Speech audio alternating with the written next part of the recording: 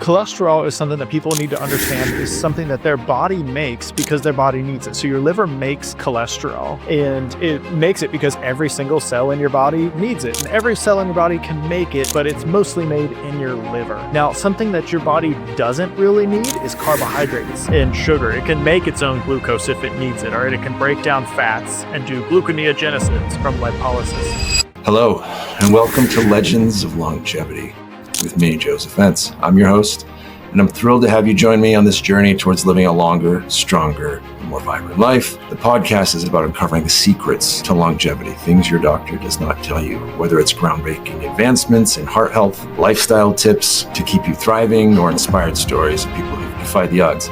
Together, we'll explore the tools, techniques, and mindset shifts that can help you unlock your fullest potential. Whether you're here to learn how to enhance your well-being, support your loved ones, or just stay ahead of the curve in health and wellness, you're in the right place. Let's empower each other to not only live longer, but live stronger. Basal Labs, recording the best knowledge we can find. Dr. Tanner Moore was in the 82nd Airborne. I went to a conference, I stand at a booth, and I'm searching for the smartest, most intelligent docs who put a narrative together that makes sense. Dr. Moore, I'm going to give you a little bit of history, was in the 82nd Airborne, badass career. Goes into private practice, which is where I want to start this podcast. And we'll get to his talk on cholesterol, which I think is very valuable because navigating what the pharma reps tell you and navigating what the research says are two different universes. And Dr. Moore seems to have cut right through the middle of it, telling you what you want to pay attention to. But to establish some credibility, Doc, after you got out of the military, tell us how it went, and then tell us how you got interested in cholesterol and the parts of your practice that you think are most valuable for people to know who want to prevent heart attack and stroke. Yeah. Hey, Joseph, I appreciate you having me on here. First of all, I think it's important that we kind of get the word out because cardiovascular disease is the number one killer. So the opportunity to talk with Basal Labs about this stuff and kind of make it simple, make it easy to understand, because right now it's just kind of kept murky so that you feel like you need pharmaceutical products to be able to fix what you don't understand, and really put the ball back in people's court and give them the autonomy and liberty to affect their own lives positively. But to answer your question, the thing that brought me into private practice after the military was what you asked, right? Yeah. So I had rapidly promoted up through the medical ranks in the 82nd Airborne. I was a battalion surgeon. I was supposed to go to a different unit, like a secret squirrel type unit, and got intercepted on my way to Fort Bragg by the 82nd Airborne. And I was like, what's this 82nd Airborne stuff? I talked with our consultant, is what it's called in the Army, the guy that is like your career manager. And he was like, well, yeah, the 82nd Airborne is this division that has a charter to be able to deliver like ground forces, boots on the ground anywhere in the world within 18 hours. And so they have the same priority as JSOC and all the special people. And so they are going to be able to intercept you. I was like, this is craziness, but I showed up and I had the coolest job in the world. I was the ATLS-1 provider, which meant I would, whenever the 82nd Airborne is planning a joint force infiltration, is what they call it, when they're going to jump in and take the airfield, I was the doctor who was responsible for jumping in with them and setting up a casualty collection point. So we would have 2 Humvees packed with Class 8, which is medical supplies, and those would go flying out the back of the C-17, this massive airplane. We're all sitting in there with parachutes on, and then I would jump out right after them, and then my nurse and 6 medics would jump out behind me. We would all connect on the ground, reconnoiter with those Humvees, set up our casualty collection point, and the infantry's taking the wood line, and it's all under nods, night vision, so there's just like bullets going everywhere, and it's loud and it's fun. And I was like, this is the best thing ever. This is what I want to do. And I was really thriving in that. And at one point, our brigade commander was like, this battalion doc down in the battalion support is doing really well. And our current brigade surgeon was leaving, and he was like, bring this guy up. And I was like, no, I don't want to leave. I've got the best job. Like, I refuse to leave my job, respectively, sir. And he was like, what would it take for us to get you to be the brigade surgeon? I was like, well, I want to stabilize at Fort Bragg, because I have a farm here. And so if I could stabilize, which means stay in extra rotation, usually the Army moves you every couple of years. Yeah. then I'd be interested. And he was like, too easy, no problem. You're stable. Now you're the brigade surgeon, which is like an administrative job. So then I was just overseeing other people doing cool things. And I was like, all right, it was great. It was a wonderful experience. I had several doctors, a handful of PAs under me. I was overseeing the healthcare for like 4,300 paratroopers. And I knew I wanted to get out of the military because I knew like the private sector is where I was meant to thrive. And the trick with transitioning out of the military is really figuring out how to use the skills that the Army has given you. And the skill that the Army had given me was how to manage physicians and how to run large, complex organizations, medical interests. And so I knew I wanted to do direct primary care because I'd been introduced to that concept when I was at flight surgeon school. And I hadn't thought of anything else since then. So I was absolutely positive with that. But then figuring out how to apply what I had learned with being a brigade surgeon into private practice, which, a brigade surgeon, it's just not linear to be like, okay, now I'm a lone doctor who sees my own small panel of patients and does all these things. So I was like, okay, well, let's start a company that provides the real estate, the location, the panel, the salary, the electronic medical record, and the staff for other doctors to be direct primary care physicians. And then I'll oversee everything and be the medical director of that, which is essentially the role of a brigade surgeon. So that's what we did. We started Clearwater Health, DPC. We are about to purchase what will be our fourth location. We started with a flagship location in August in Apex, North Carolina. We have a couple other locations in the triad of North Carolina. Wow. And about to put another one. So yeah, I just got out of the Army in July. So it's been like rapid, a lot of, growth. There is growing pain. And, but I think it's good and it's going to make everything easier on the back end, but I'm really enjoying it. It's awesome seeing new doctors be able to actually practice the way they always wanted to be able to in direct primary care. So it's definitely where I was meant to thrive. Most healers I meet, I guess you're a healer warrior, but like they got no business sense. They got no skills to open up their vision, which I want them to, but the business seems to get in the way. Amazing. That's a good point, what you said there. Like in the Army, and I used to moonlight in the ER, and I had this paradigm shift afterwards. So back then, I always thought of myself as the dude who comes in and saves your life. Like if you're screaming on the drop zone, I come in with night vision goggles on, drop a knee, and like put your shoulder back into place and walk away into the night. And I liked that. But then in direct primary care, I started healing people, which is more of what this is about, this podcast is about. And I went from identifying as a physician from like the dude who walks in when you're getting chest compressions and saves your life to the doctor you have a relationship with who heals you, like an actual therapeutic person in your life. And yeah, let me speak to that for a second. I service a lot of clinics. A lot of my clinics are doctors who have a heart attack and stroke prevention. So I go in once a month or one of my reps goes in and I'm seeing the destruction of healthcare. I got a doctor who's way out in the boonies. He's on the coast, 2 hours from any freeway. And he's a doctor who knows his patients. He understands them. He has time for them. Their mental issues. He can discuss it. He's in the community. He's looking out for his flock, like God's work level relationships. This guy's happy. Yeah. But now I see healthcare where you're going to get a 10-minute appointment and probably a prescription when you walk out. No healing, no change diet, no betterment of your life, no avoid this, nothing identifying that's evil. And I think people are starting to figure out I'm not getting better with these doctors, and they're looking for someone who has and it's holistic. The doctor who knows your family, who knows the secrets that may affect you. It all comes in, and there's this change in healthcare that people are looking for a doctor that can heal them. What you're hitting there, you're really hitting the nail on the head. So it's an interesting paradigm that in the insurance system, good primary care doctors are bad for business. So if you want to run a hospital system or a healthcare system, then you need to have the worst primary care providers you possibly can find so that they are a referologist. You want them to come in, everything that comes in the door, you want them to feel overwhelmed and out of their depth and put in a referral to a specialist who is going to see them and do something really easy and can charge a whole lot more money. Yeah, when people find out that they have referral pattern tables, like a care guy will Oh send yeah. $1 million to cardiology in a year, 500 to physical therapy, and then how do we limit this? How do we control this system? The single payer system, I used to think was great because it would cut costs, but finding out that somebody in an ivory castle somewhere can control my mom's cancer treatment but just saying this, we'll pay for this, but we won't pay for these other treatments. And if there's somebody who has a treatment that works on research, we're not going to pay for it. We're not even going to make it publicized. So we're going to keep it the way. And it just directs people that are trusting healthcare providers to heal them.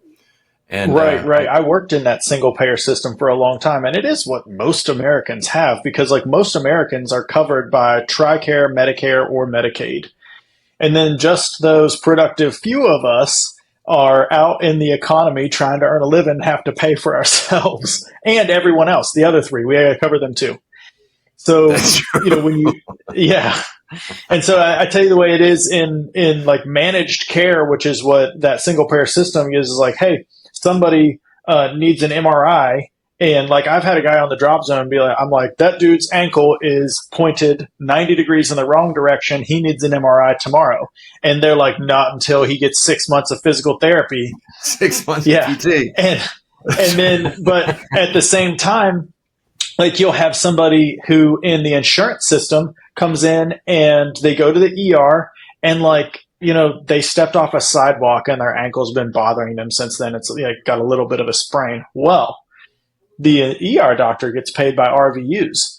So they put MRI machines in the ER. So you can get that $6,000 MRI tonight, and they're going to bill your insurance and everything. So it's like all of the incentives are misaligned in the single payer system and the insurance system. The only way that this is really going to work out for the best interests of the patient is for the patient to become the client. And otherwise, they're just someone you have to interact with while you either deny care or try to write something to bill their insurance. So in the single payer system, you're going to deny care to save money.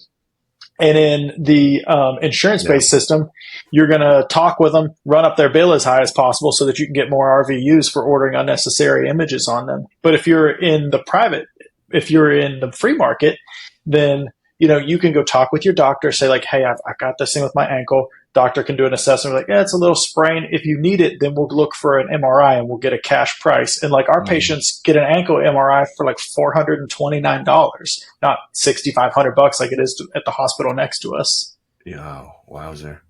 Yeah, the whole system, and I'm sure we can talk about like just the way medicine's pushed and prodded and all that. And, the pharmaceuticals are a huge part of the industry as well. They want you to get on statins when everybody seems to agree, whoa, that's the last resort. Let's sort out, the obesity first, or the diabetes first, or the sugar first. And the causes. Yeah, the causes. I mean, even like the evidence is terrible for statins for primary prevention anyway. Like if you go to, there's this really important statistic in any type of therapeutic intervention, and it's the number needed to treat. Oh, yeah. So something with like a really good number needed to treat is like sumatriptan. This is a migraine busting medicine, and the number needed to treat is 2. So 1 out of every 2 patients that you give this medicine to is actually going to have their migraine broken, right? But 50% of people aren't going to. Well, the number needed to treat for statins is enormous. I mean, it's like to the point where it's almost irrelevant. Like for the value for statins to have primary prevention value, you would need to take them for, I think it's like 800 years. Or the way they look at it, 800 people could take it for 1 year. And then they're going to have one incident removed, right? And it's like, well, I'm not 800 people, I'm Joseph or I'm Tanner. Scam to me. And he's like, all right, aspirin versus there was another blood thinner. I can't remember, but the numbers clopidogrel in the hundreds, like 700. And aspirin, the numbers to treat was like 1 in 700. And this one was like 2 less than aspirin, but it had all kinds of, there's pharma reps were posting that to everybody. They're telling every doc how much better it is than aspirin. It wasn't safer.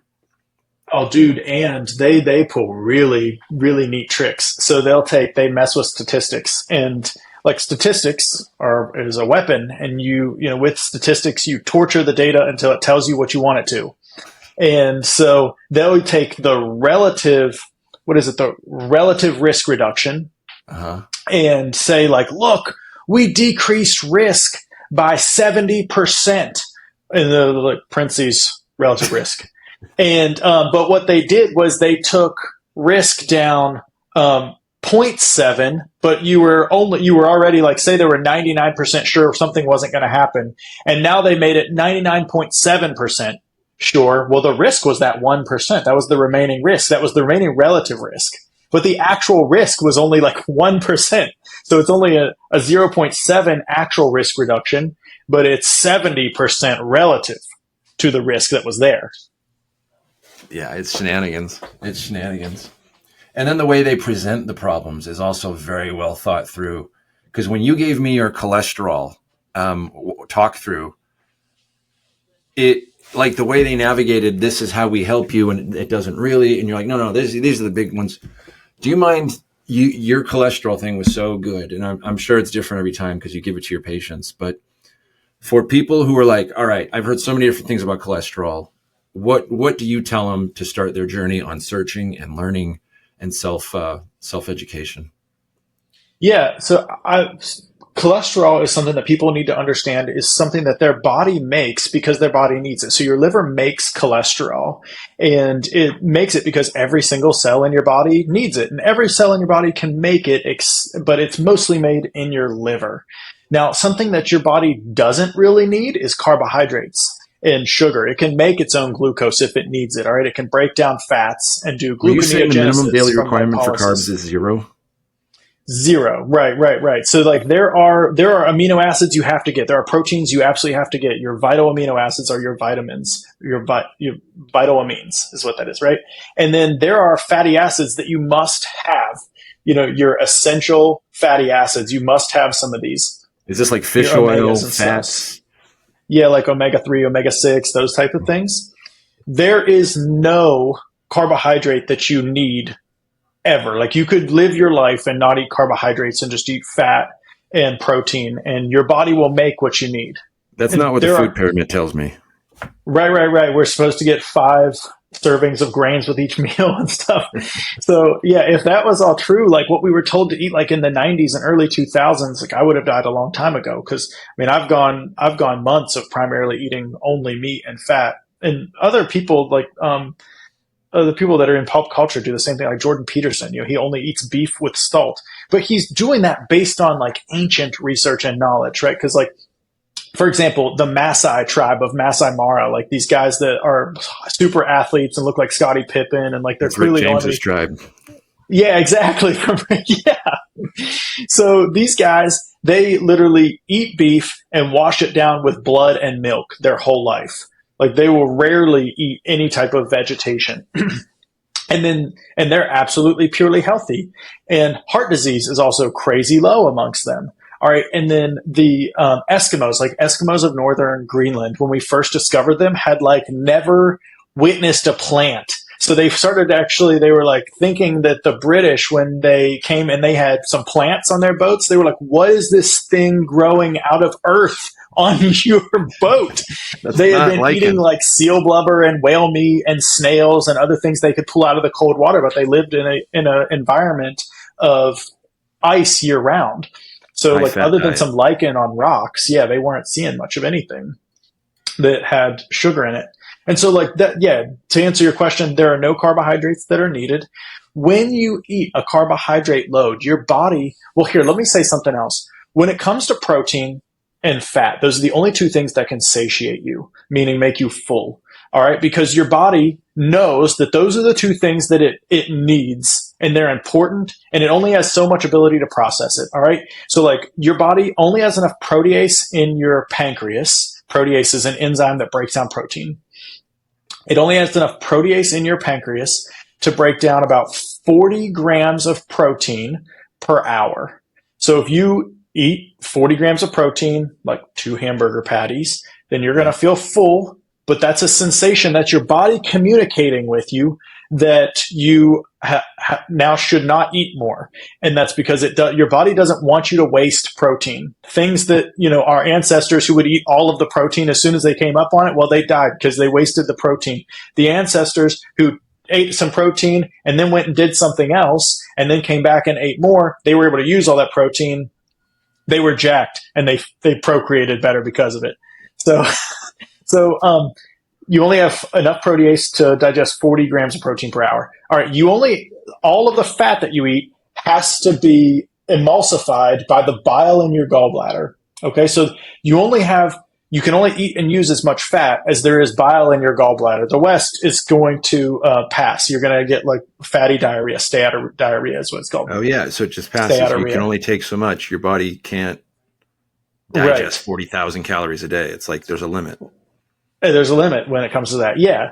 But you could digest 40,000 calories in a day if you ate carbohydrates, because that stuff was rare and super calorie dense and hard to find. So your body decided ancestrally, we were selected to be able to store it everywhere. So when you do stumble upon some fruit 2 weeks out of the year, you're meant to, or a honeybee nest and you get like a honeycomb, you're meant to not get full, eat as much of that as you possibly can, stay and gorge yourself. You will never feel satiated from eating sugary stuff.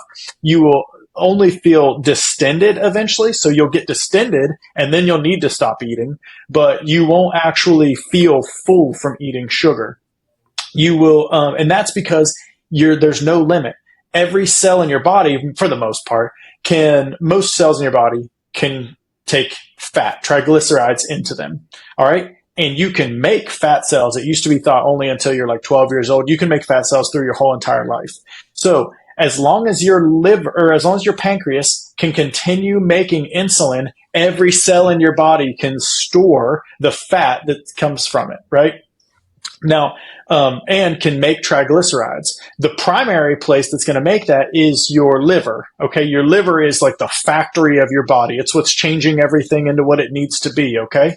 So when you eat a high sugar load and you overwhelm your body's ability to soak it out of your bloodstream, and like that's a very low amount. Okay. So like someone who has terribly controlled diabetes, someone who's like going blind, their toes are falling off, they're going on to dialysis because they have terribly controlled diabetes, they have like roughly the equivalent of a spoonful of sugar more in their blood than you do being normal. So sugar is highly poisonous to us. It's like very toxic if it's in your bloodstream.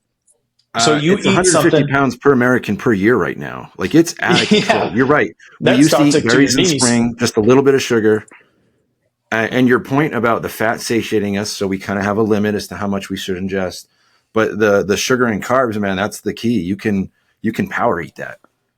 Oh, for sure. Just house it. Yeah. I mean, that's why you eat it to like even to gain weight when you're weightlifting too, is because like you need to get so many calories to be able to gain weight muscle. If you're like on a steroid or something and you're lifting hard, you require like maybe 4,500 calories a day. Well, you can't even eat that in fat.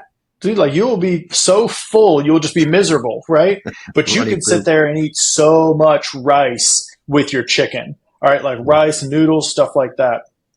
All right, I mean, carbs are good, cheap energy when you need it. It's the way to go. But I think a lot of Americans we get headaches if we don't get enough sugar. We don't get our sugar water. We get headaches. That's purely addiction. Yeah, the nucleus accumbens of their brain has grown dependent on the dopamine it's receiving when they eat some sugar. And that's because, like historically, if you were dumb enough to walk away from a tree that was like covered with apples, like you're going to die in 3 months, dude. Like winter is coming and you're going to die. Whereas whoever was like smart enough at that point or had the inclination to stand there and eat every apple they possibly could would get a layer of subcutaneous fat on them and survive that winter, and they would be able to procreate more. So like we are finely tuned for an environment that was 300,000 years ago. And the past, like since the Industrial Revolution, like the past 120 years, we're like nothing. So we're just like, you just like released a bunch of monkeys into a candy factory and we're like, why are they eating all the candy? Yeah. But so what happens is we eat a sugar load and our body knows that only that teaspoon is like enough to put us over the edge, right? So it goes, oh God, we've been poisoned. So it releases a bunch of insulin. It's like, insulin, go get this sugar out of our bloodstream so that we don't go blind, our toes don't fall off. And the liver's standing there, it like clicks its heels and salutes and says like, I'll take care of this. And it grabs all this sugar and it's like, there's too much. So it just starts packing it away. It's like shoving it under the rug and into the closet and everything else. That's where you get non-alcoholic fatty liver disease. It's because the liver's like, I can't get it out fast enough. So it just stores it nearby. So Yeah. then it's like what your liver does is it takes that sugar and it's like, okay, this stuff is bad. This causes problems. Let me turn it into something good. It makes it into something called acetyl-CoA, which is the parent molecule for cholesterol. It also makes it into triglycerides, fats. Triglycerides are just 3 long fat chains hooked to a protein, okay? So it hooks it to that. It's like, okay, these are things that we need. Every cell in our body needs cholesterol. We need fats. So I'm taking this poison and I'm turning it into something that we need. And it releases that into your blood. It's like as fast as it can get it out, it has to send it out to your body to, number one, help heal the places that have been injured by the sugar, because like fats and cholesterol are things that your body needs for the healing process. And then two, just to offload it so that your liver doesn't absolutely fill up with fat and you get like rip roaring cirrhosis from fatty liver disease and die. So those things then go out and they're like, oh, wow, look at this area of this person's coronary artery that was just inflamed by all that sugar. Like, let's help it heal. And the protein that it's connected to. So you've got LDL and VLDL, right? So low density lipoprotein. All right. That just means that there's lipoprotein means fat and protein, right?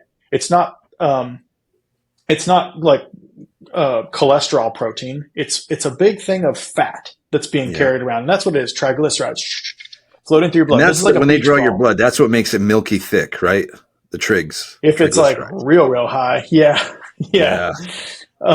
So, and I've seen people like that. And, but yeah, so those things are like a beach ball. Okay. They just float through your blood after they come out of your liver, and they're supposed to like slowly and gently deliver cholesterol and fats to the cells in need.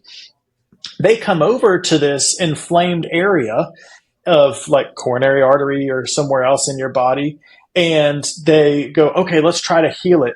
They go into the intima which is the middle of your artery wall, and they get oxidized. Yeah, perfect. So they get oxidized, and while they're in there, that oxidation causes damage, and then they can't get back out. So apoprotein B is what's carrying them out, and we measure that to see like, wow, how much carrying out of the liver is having to happen. That's why apoprotein B is bad. It tells us how much is the liver having to kick junk out into the body, right? Yep. Well, apoprotein A is what's on your HDL, your air quotes, good cholesterol, right? Yep. Its job is to go out, grab cholesterol and fats that have done their job. They've gone out and helped the body heal and carry them back to the liver. That's why those are described as the HDLs, the good cholesterol, the big fluffy ones that stick to the molecules that we don't necessarily want. And then the HDL goes back to the liver for processing. Well, remember, it's high density cholesterol. So it actually has gone out and it's like picking up these ones that are, that have done a bunch of work. They've picked up a bunch of glycolated stuff, which is like high sugar contact stuff, like A1C is just glycolated blood cells, right? So they've picked up a bunch of glycolated stuff and oxidized stuff, and then they're carrying it back. So they're like higher density. They're like more of a basketball, and the VLDL and LDL are like a beach ball. Okay. But then there's this other thing called small dense lipoprotein. This is like damaged lipoprotein. It's like bowling balls and golf balls rolling along on the inside of your artery because they were damaged when they went in and tried to heal those oxidized and glycolated areas of your vasculature. And if you combine them with high blood pressure, that pressure can push them in between the cells and into the cells even, where they then are stuck. All right. So all this damaged fat and cholesterol that was trying to go out and help the body is now stuck. And your immune system says like, hey, look at this inflammation. We got to get rid of this. Send in some white blood cells. So white blood cells go and they dive down into the intima and they grab these things and they're like, you're coming with me, buddy. They're going to kick it out of the bar. But instead, they get poisoned too from touching it. So now they've soaked up all this cholesterol and fat and they're poisoned. They become what's called a foam cell, which is a big dead cell that's full of cholesterol and fat. Like a blister right? in the wall full of just foamy, fatty, nasty stuff. Exactly. Yeah, exactly. And then, that sits there and it's high risk. It's what's called friable, which means it's like tree bark, right? It can break off.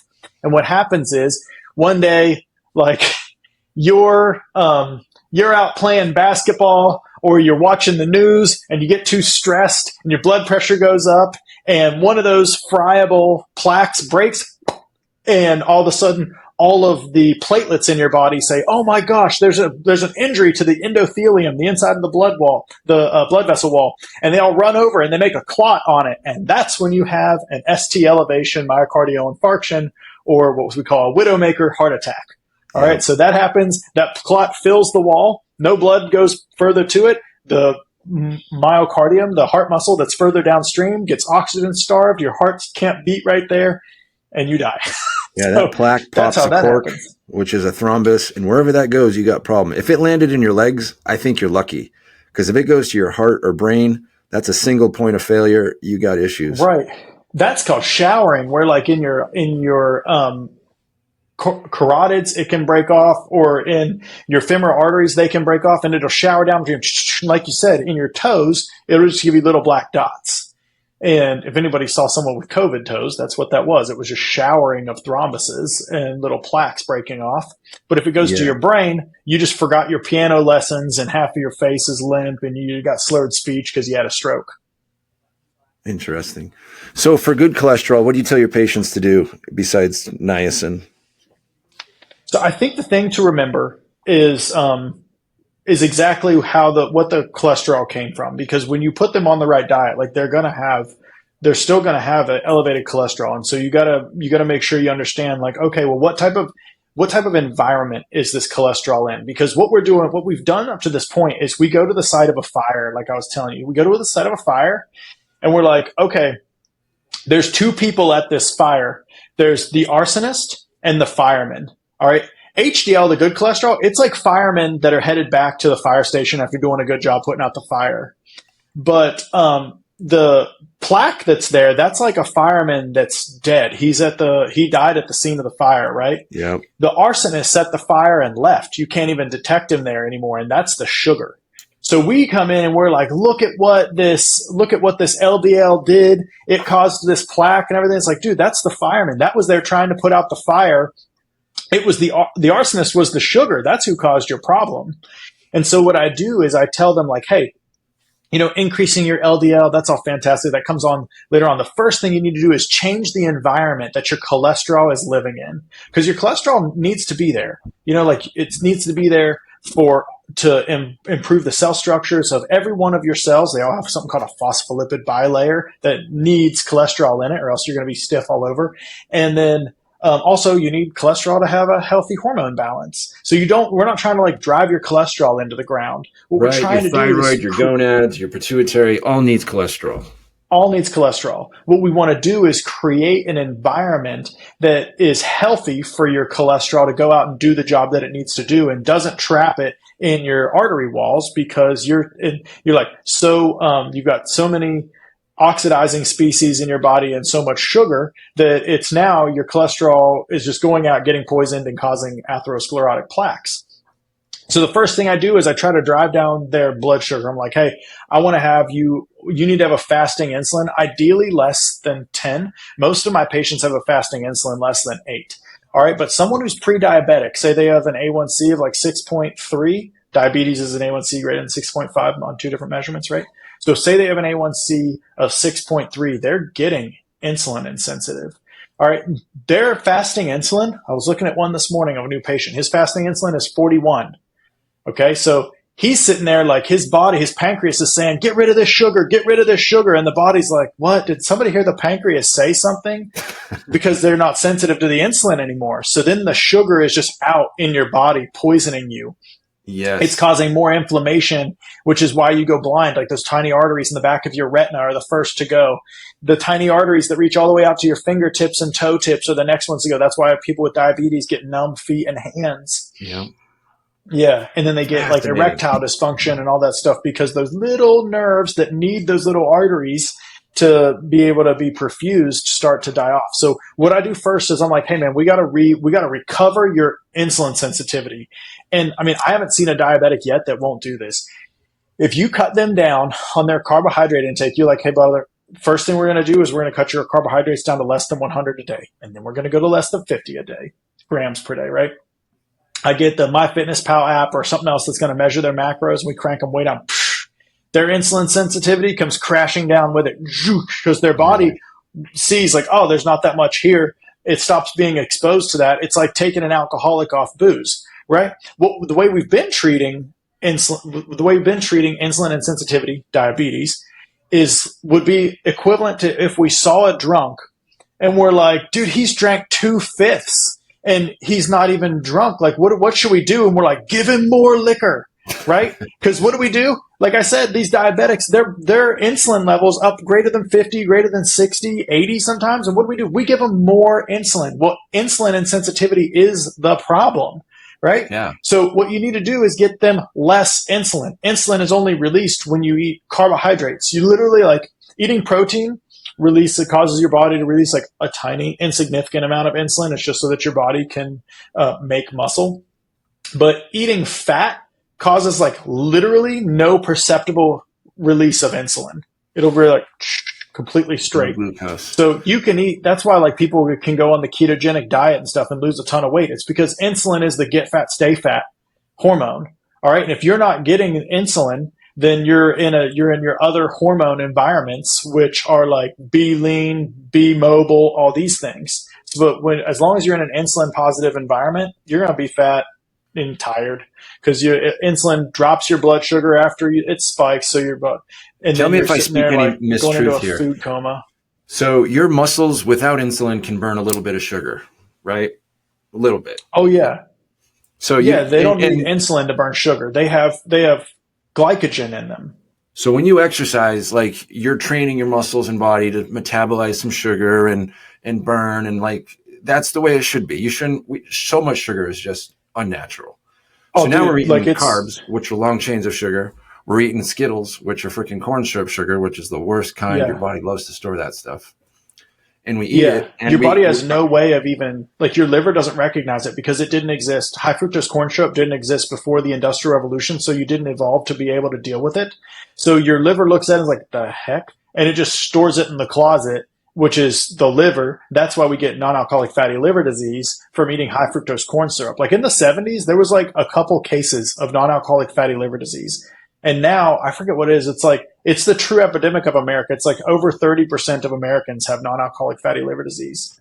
Yeah. And that will clear up almost immediately if you get them to fast, do some fasting, and then get them on like a carnivore diet so that their body's like, you're carrying around energy all the time. Like we all have fat on our body, right? And the thing is that fat on our body is like, imagine you're a car.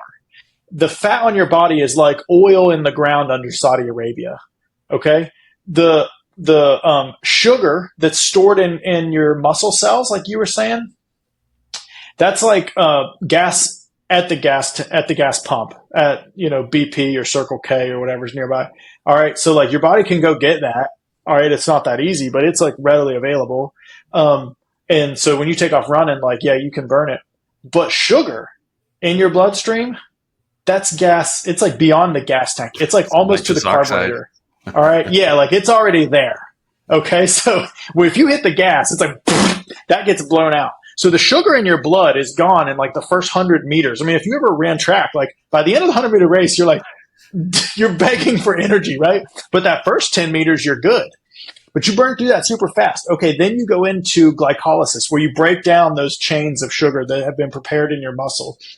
That's going to last you like a good 12 hours, okay, where your body can chew through that stuff.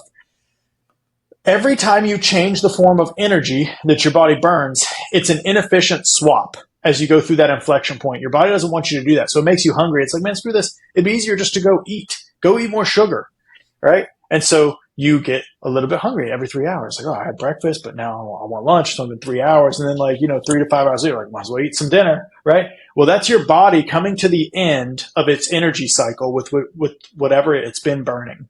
That's why like people will eat dinner. Then they wake up in the middle of the night, need a midnight snack. If they miss breakfast, they say, I get shaky if I miss breakfast. That's addiction. Talk to an alcoholic about what it's like if they miss their eye opener. They get shaky in the same exact it's not way. normal to eat 3 times a day. Like the human body's pretty optimized for once a day, Right. twice Let a me day. take you back to that savanna that we spent our lives on for forever, where you would every now and then wander on to like some carrion, like a dead animal or a tree that had fruit on it. Like those were rare incidences. And other than that, we pretty much were made to like gorge when the opportunity presented itself and then go long times between meals. And so actually, like as you're in the fasted state, your brain works better and better and better because you better be like looking for food better and better and better. So like when you're in the fasted state, you'll have clarity. That's why like every religion has part of their religious rituals to fast, right? To like go into this heightened mindset. Well, and also like you need to be able to like spot motion and think clearly and strategize and all these things. You will notice this. It's like getting natural Adderall when you're on a decent fast. So like before I ever took, like as a doctor, I have to take like these 8-hour exams in their day back to back and stuff.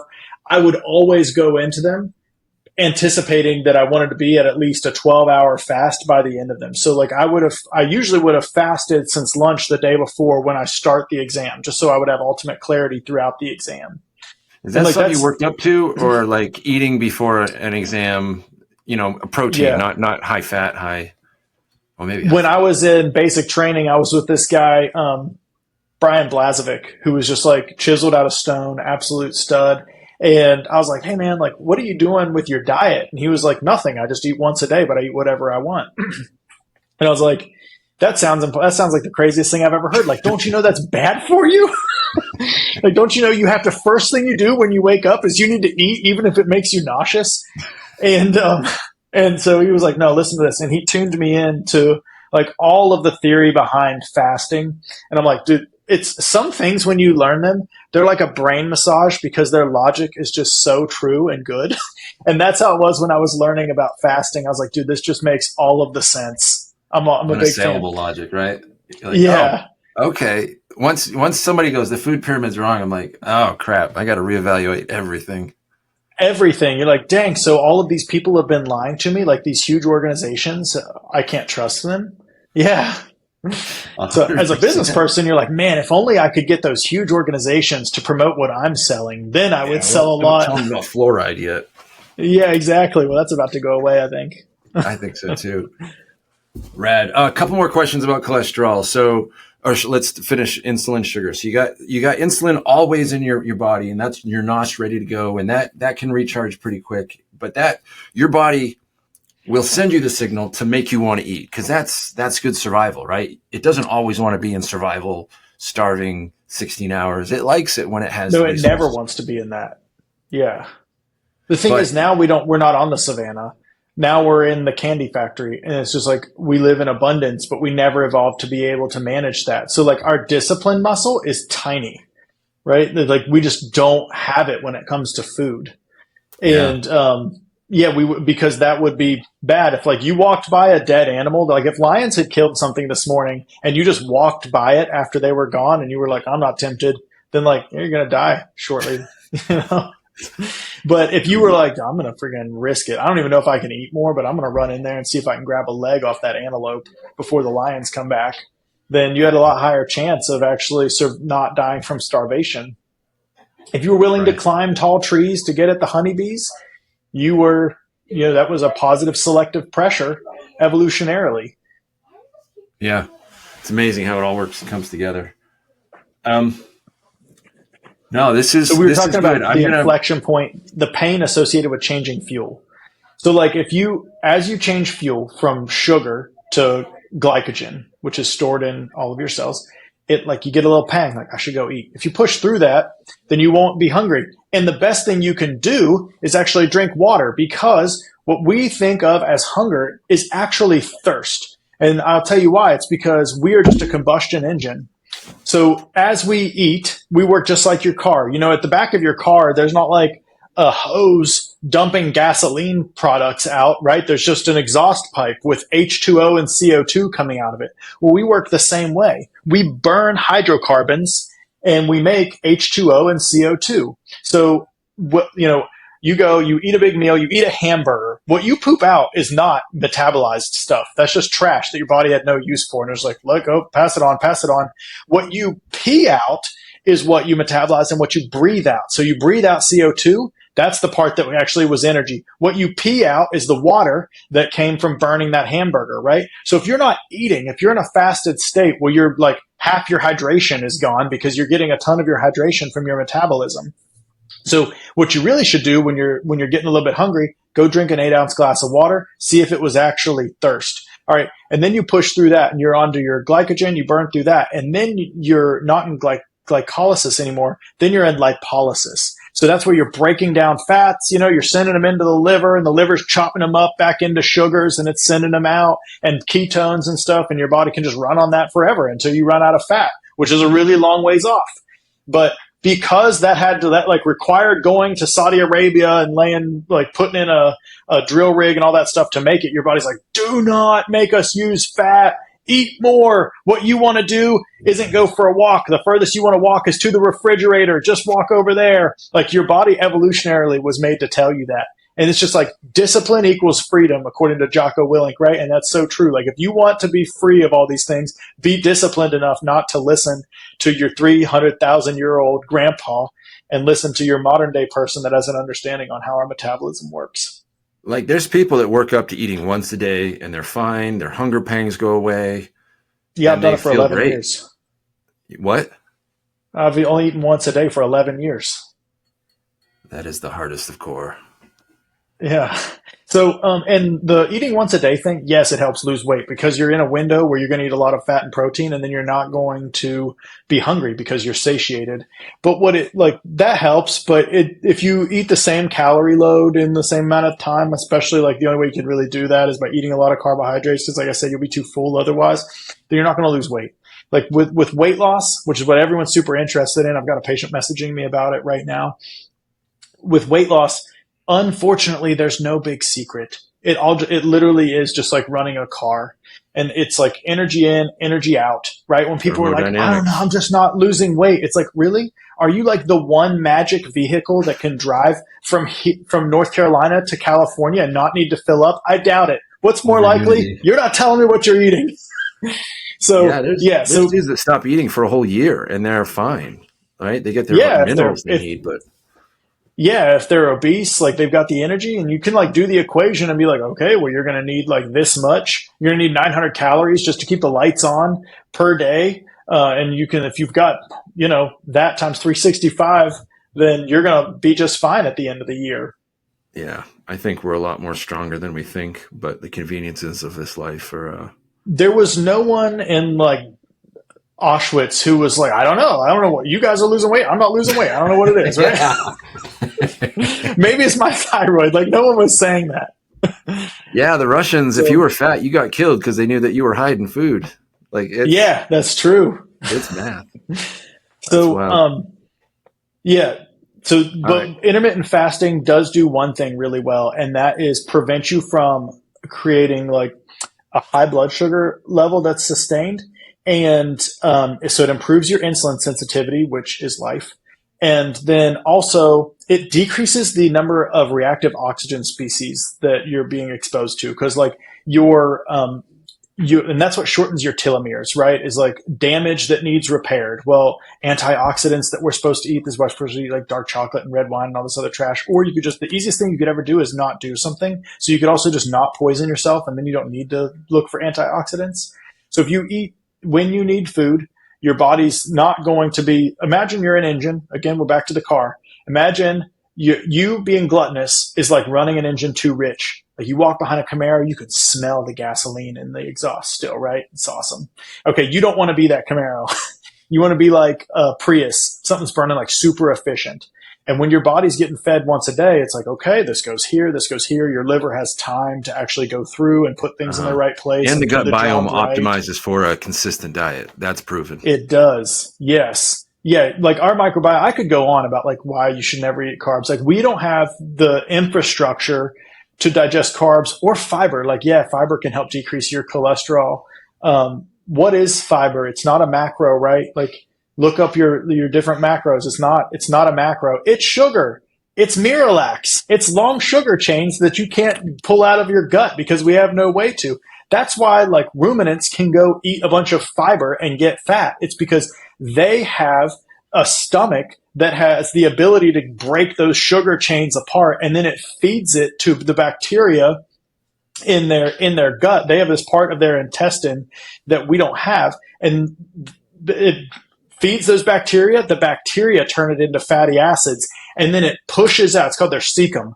The cecum then does peristalsis, like the snake movement, squishes it all out, and then they digest those bacteria. All right. The bacteria have taken those long sugar chains, which we call fiber, and turned them into fatty acids and protein, the two things that we actually need that I was saying from the beginning. And that's what they digest. That's why a bull gets big eating grass, right? You're like, there ain't nothing in grass. Well, the bacteria can turn it into something. He's eating the bacteria. He's digesting the bacteria nutrients. The bacteria. The grass, not so much. That's why they need more. And now you and I, we don't have a cecum. As a matter of fact, we cut our cecum out if it gives us any problems at all because it became our appendix. Oh. It's just this little vestigial pinky hanging off our colon that is useless.